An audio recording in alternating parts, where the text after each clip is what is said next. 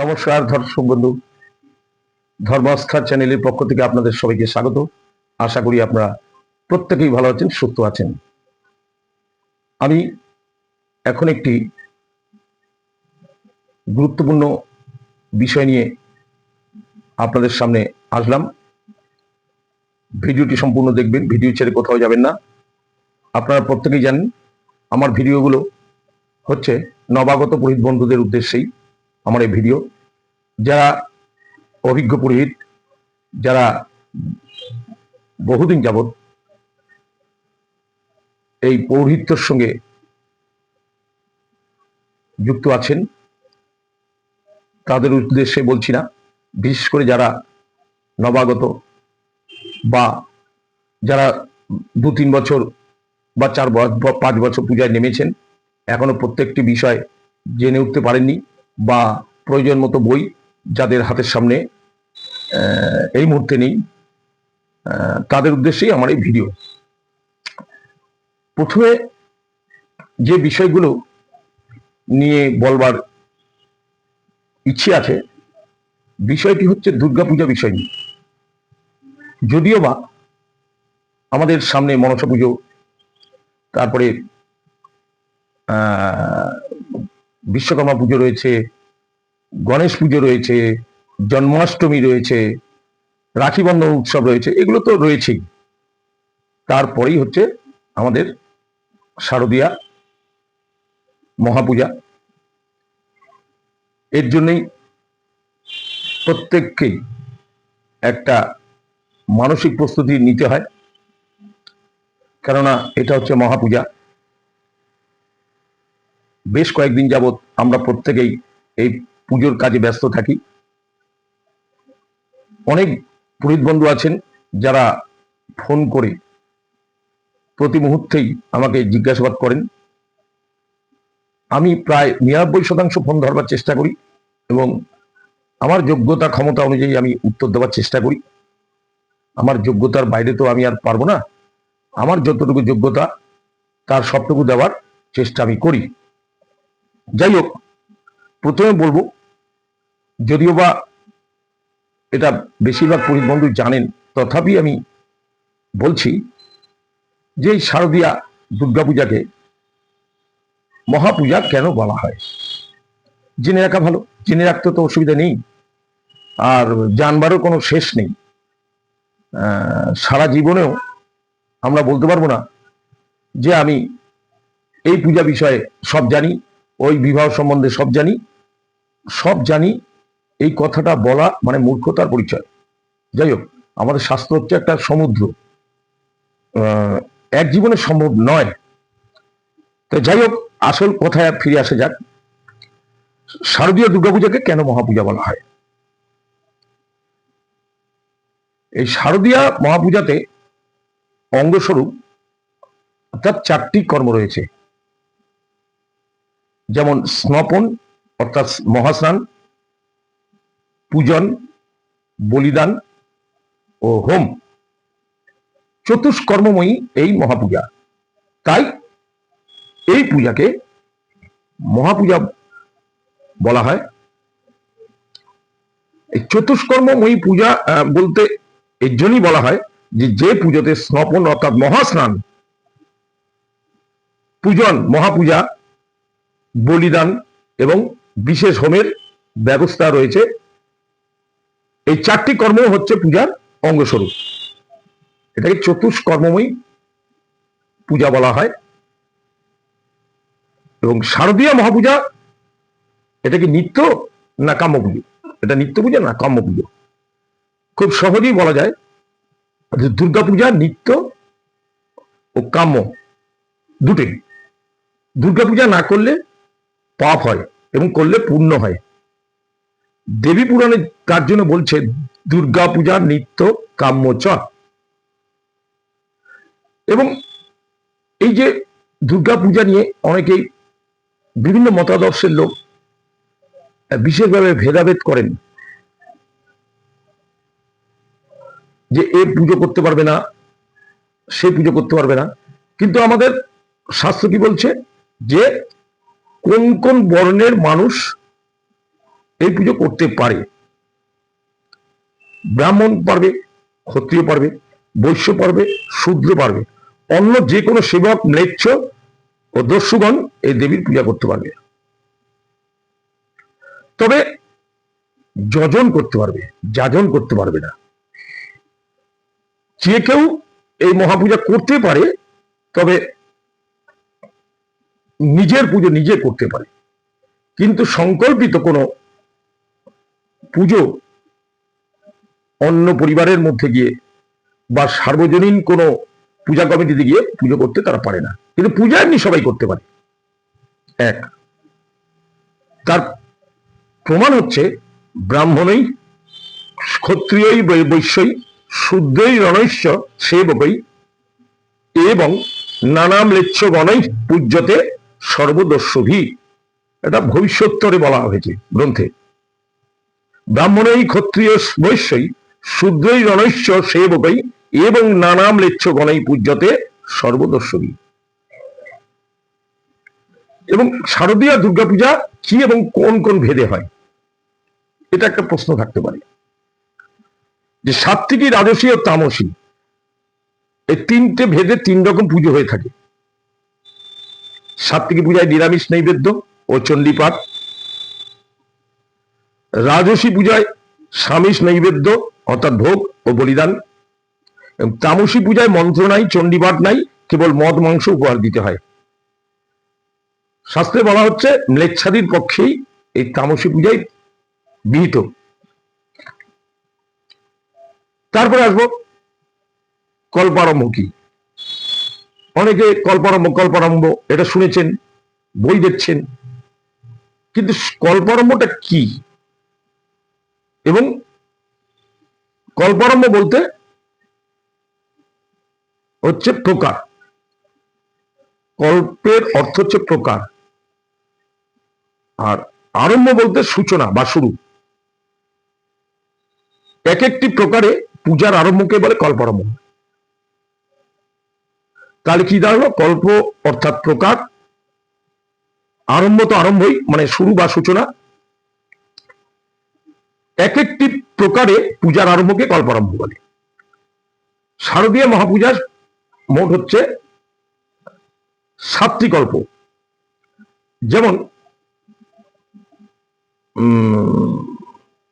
অন্যান্য পূজায় 3টে কল্প ধরা হয়েছে, কিন্তু শারদীয় মহাপূজায় 7টি কল্প। যেমন কৃষ্ণপক্ষের নবমী থেকে মহানবমী পর্যন্ত, কৃষ্ণপক্ষের নবমী থেকে মহানবমী পর্যন্ত কৃষ্ণ নবমাদি কল্প, কৃষ্ণ নবমাদি কল্প। শুক্লা প্রতিপদ থেকে মহানবমী পর্যন্ত প্রতিপদাদি কল্প। শুক্লা প্রতিপদ থেকে মহানবমী পর্যন্ত এই সময়টিকে বলে প্রতিপদাদি কল্প। আর শুক্লা ষষ্ঠী থেকে মহানবমী পর্যন্ত ষষ্ঠাদি কল্পারম্ভ। সপ্তমী থেকে মহানবমী পর্যন্ত সপ্তমাদি কল্প। অষ্টমী থেকে মহানবমী পর্যন্ত মহাষ্টমাদি কল্প। কেবল মহাষ্টমী হচ্ছে কেবল মহাষ্টমী ব্যাপিনী পুজো যেটা হয় সেটা, অষ্টমী বিহিত যেটা হয় সেটা হচ্ছে কেবল মহাষ্টমী। আর শুধুমাত্র মহানবমী বিহিত যে পুজোটা হয় সেটা হচ্ছে কেবল মহানবমী। এইটুকু আপনারা খুব সহজেই বুঝতে পারলেন। এবারে আমরা জানি দুর্গাপূজায় আমরা জেনে এসেছি ছোটবেলা থেকেই, আপনারা প্রত্যেকেই জানেন যে দুর্গাপূজায় বেশ্যাদারের মৃত্তিকার প্রয়োজন হয়। এটা বেশিরভাগ ক্ষেত্রে একটা ভুল বোঝানো হয়েছে। অর্থাৎ বেশ্যার যেটা বলতে আমরা বুঝি পতিতা বা গণিকা, এই বিষয়ে শাস্ত্রে কিন্তু সেটা বলছে না যে বেশ্যাদার মৃত্তিকা আমাদের মহাস্নানের ক্ষেত্রে লাগে বা প্রয়োজন হয়। বলছে শাস্ত্রে বলছে দশমহাবিদ্যার উপাসনা করে যারা সিদ্ধি লাভ করেন এবং যারা ত্রিলোক বশ করে থাকেন, সেই সাধক সাধিকারাই বেশ্যা উপাধিতে ভূষিত হন। খুব সহজেই বোঝা গেল। তার শাস্ত্রীয় প্রমাণ হচ্ছে অভিষিক্তা ভবেদ বেশ্যা ন বেশ্যা কুলোটা প্রিয়ে কুলোটা সঙ্গমা দেবী রৌর রবং নরকং ব্রজের। অর্থাৎ অভিষিক্তা নারী হচ্ছে বেশ্যা। দেখুন তা কিভাবে ভুল বোঝানো হয়েছে। এই বেশ্যা কুলোটা বা পতিতা নয়, কুলোটার পতিতার সঙ্গে যে সাধক সঙ্গম সম্পর্ক করে সেই রৌরব নামক নরকে গমন করে। এটা মহানৈর্বাণতন্ত্রে বলছে। তাহলে প্রত্যেকে বুঝতে পেরেছেন যে বেশ্যাদারের মৃত্তিকা যে ওকে সংগ্রহ করে, এই বেশ্যা বলতে সেই পতিতা বা কুলোটা যে খারাপ জায়গাটার কথা, সেই বেশ্যাদার মৃত্তিকা নয়। যে সমস্ত সাধক সাধিকারা দশমহাবিদ্যার সাধনা করে সিদ্ধি লাভ করেছেন, সেই সব সাধিকা বা সাধক যারা তিলক বশ করেন, তাহলে সেই সব সাধক সাধিকায় বেশ্যা উপাধিতে ভূষিত হন। সেটাই হচ্ছে আসল বেশ্যা, তার দুয়ারের মাটি। বর্তমান সমাজে যে ভাবনা চিন্তা নিয়ে অনেকেই পড়ে আছেন যে বেশ্যাদার মৃত্তিকা বলতে এই গণিকার দুয়ারের মাটি বা পতিতা বৃত্তির মাটি, সেই মাটি নয়। সহজেই বোঝা গেল। যেমন এই সম্বন্ধে কিছু কথা আছে। বেশ্যা বলতে সপ্ত বেশ্যার কথা বলা আছে। 7টা বেশ্যা: রাজবেশ্যা যেটা কাঞ্চি তীর্থে, ব্রহ্মাবেশ্যা যেটা দ্বারাবতী তীর্থে, দেববেশ্যা অবন্তিকা তীর্থে, মহাবেশ্যা মথুরা তীর্থে, গুপ্তবেশ্যা অযোধ্যা তীর্থে, দারুণ বেশ্যা মায়া তীর্থে, মহোদয়া বেশ্যা দ্বারকা তীর্থে। মোট সপ্তবেশ্যার কথা শাস্ত্রে উল্লেখ রয়েছে। এবার আরেকটা কথা হচ্ছে, যেখানে স্বল্প তিথি, এর আগের বারও আমি ভিডিওতে বলে দিয়েছি, আলোচনা করেছি যে যেখানে স্বল্প তিথি বা তিথির স্বল্পতা রয়েছে, সেখানে আমরা প্রত্যেকে কি করব বা কি করা উচিত। সময় যদি সংক্ষিপ্ত হয়, শুধুমাত্র পঞ্চপ্রজারে পুজো করলেই চলবে। তাও যদি সম্ভব না হয়, কেবল ফুল জল দ্বারাই পূজা করা যাবে। হ্যাঁ, তাহলে এই পঞ্চপ্রজারে পূজা করতে গেলেও বা ফুল জল দ্বারা পূজা করতে গেলেও, যে কোনো পুজোর ক্ষেত্রে তার প্রস্তুতিটা অর্থাৎ তার জোগাড়, সম্পূর্ণ জোগাড়টা কিন্তু আপনাকে অনেক আগে ভাগেই সেটাকে রেডি রাখতে হবে। তাহলে যদি রেডি থাকে, তাহলে মানসিক দিক থেকেও আপনি শান্তি পাবেন। আপনি ভক্তিতে আপনি মায়ের আরাধনা করতে পারবেন। সে পঞ্চপ্রচারই করুন, শুধুমাত্র ফল ফুল জল ফুল দিয়ে করুন, হ্যাঁ তাই করুন। অন্তত যে সাজগোজের যে প্রস্তুতিটা, সেটা অনেক আগে ভাগেই একদম নিতে হবে। এবং যারা সহকারী থাকেন এবং যারা পূজা মণ্ডপে বিভিন্ন ভক্তরা থাকেন, তাদেরকে সেই রকম সক্রিয় হতে হবে। আরেকটা রইল, দুর্গা দেবীর ভৈরবটা কে? আমরা তো প্রত্যেকে দুর্গা পূজা করতে যাই। প্রত্যেক দেখবেন দেবদেবীর একটা ভৈরব আছে। আপনি কালী পূজা করতে গেলেও পাবেন, আপনি জগদ্ধাত্রী পূজা করতে গেলে পাবেন, অন্নপূর্ণা পূজা করতে গেলে পাবেন, একটা ভৈরব আছে। দুর্গা দেবীর ক্ষেত্রে ভৈরবটা কি? দুর্গার ভৈরব হচ্ছে নারদ। দুর্গার দক্ষিণ দিকে ভৈরব নারদের পূজা করতে হয়, আমরা এটা জানি। এই জায়গায় নারদের নাকারের অর্থ হচ্ছে সৃষ্টিকর্তা। নারদের নাকারের অর্থ হচ্ছে সৃষ্টিকর্তা, আর দকারের অর্থ হচ্ছে পালনকর্তা। তাহলে কি বুঝলেন? নাকারের অর্থ হচ্ছে সৃষ্টিকর্তা, নারদের নাকার অর্থ হচ্ছে সৃষ্টিকর্তা, নায়ের পরে তারপরে নারদের নায়ের পরে রকারের সোনার রূপ নারদ নামে কীর্তিত হয়েছে। তাহলে প্রথম থেকে আমরা বলি, নারদের নাকারের অর্থ হচ্ছে সৃষ্টিকর্তা, দকারের অর্থ হচ্ছে পালনকর্তা, আর রকার সংহারূপ বলিয়া ইনি নারদ নামে কীর্তিত হয়েছেন।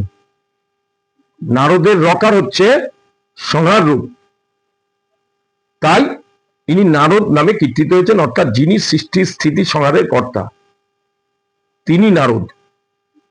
এই নারদ শব্দের যোগার্থ, এই নারদ হলেন স্বয়ং শিব। শাস্ত্রীয় প্রমাণ বললেই আপনারা বুঝতে পারবেন। দুর্গায়া দক্ষিণে দেশে নারদং পরিপূজয়ের নাকার সৃষ্টিকর্তা চ দকার পাক সদা রেফ সংহারূপ তান্যারদ রেফ সংহারূপ তান্নারদ সংহারূপ তান্নারদ পরিকীর্তিতা। এখানে এক কথায় যেমন নারদ এর ব্যাখ্যাটা দেওয়া গেল যে আমরা দক্ষিণে ভৈরব নারদের পূজা করতে হয়। এই জায়গায় নারদের নাকারের অর্থ সৃষ্টিকর্তা, দকারের অর্থ হচ্ছে পালনকর্তা, রকার হচ্ছে সংহার রূপ। ইনি নারদ নামে কীর্তিত হয়েছেন, অর্থাৎ যিনি সৃষ্টি স্থিতি সংহারের কর্তা, এই তিনি নারদ। ইহাই নারদ শব্দের যোগার্থ। নারদ হলেন স্বয়ং শিব। তা আচ্ছা, এই আরেকটু আসবি আলোচনা করব দুর্গাপূজার যথোপযুক্ত তিথি বা সময় কোনটা, দুর্গাপূজার সময় কোনটা। এই পূজার প্রত্যেকটা দিনই সূর্যের উদয়কালে বিদ্যমান। মুহূর্তের অনন্যকাল ব্যাপিনী সপ্তমী অষ্টমী নবমী তিথিতে করিতে হইবে। এই পূজার প্রত্যেক দিনই সূর্যের উদয়কালে শুরু করতে হয়। মুহূর্তের অনন্যকাল ব্যাপিনী এই সপ্তমী অষ্টমী নবমী তিথিতে করতে হয়।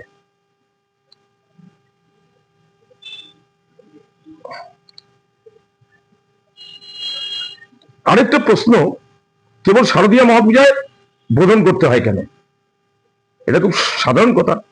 বোধনের অর্থ হচ্ছে জাগানো। শয়ন একাদশী থেকে উত্থান একাদশী, শয়ন একাদশী থেকে উত্থান একাদশী, অর্থাৎ শ্রাবণ মাস থেকে পৌষ মাস, শ্রাবণ মাস থেকে পৌষ মাস, এই 6 মাস দক্ষিণায়ন দেবলোকে ইহা রাত্রিকাল। দেবলোকে এই সময়টাকে রাত্রিকাল বলে। দেবতারা এই সময় নিদ্রিত থাকেন, তাই পূজা করার জন্য দেবীর নিদ্রাভঙ্গ করতে হয়। এই নিদ্রাভঙ্গ করাটাই হচ্ছে বোধন।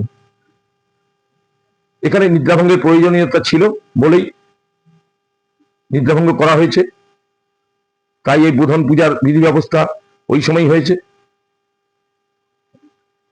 কোন তিথিতে ও কখন বোধন করা যায়? কৃষ্ণা নবমীর দিবাভাগে পূর্বাহ্নে, শুক্লপক্ষের ষষ্ঠীতে সায়ংকালে বিল্লবৃক্ষে দেবীর বোধন করতে হয়। কোন নক্ষত্রে দুর্গা দেবীর বোধন করা হয়? কোন নক্ষত্রে দুর্গা দেবীর বোধন করা হয়?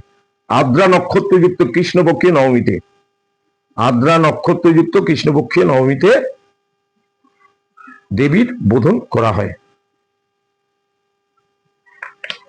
আজকের দুর্গাপূজা বিষয় নিয়ে কতগুলো গুরুত্বপূর্ণ আলোচনা করলাম। এই ভিডিওতে আজকের এইটুকুই বললাম। পরের ভিডিওতে আবার দেখা হবে, আবার এই দুর্গাপূজার বিষয় নিয়ে বা অন্যান্য বিষয় নিয়ে আমি আপনাদের সামনে আসবো। আজ তাহলে এখানে শেষ করছি। নমস্কার, ভালো থাকবেন, ভালো থাকবেন।